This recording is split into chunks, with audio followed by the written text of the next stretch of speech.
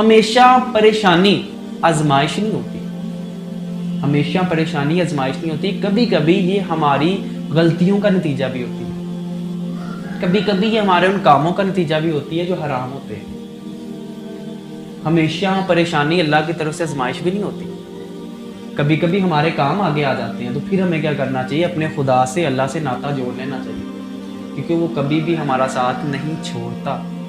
इन चीज़ों को समझने की ज़रूरत है। जो इंसान कहता है ना सुकून नहीं मिलता, ठीक है, तो अल्लाह फरमा दिया, अल्लाह कहता है कि दुनिया की हर चीज़ मैंने रख दी है, लेकिन सुकून सिर्फ मैंने अपने नाम में रखा है, वो सिर्फ मेरे नाम में है। जो खुदा का नाम लेगा सुकून सिर्फ उसी को ही मिलेगा।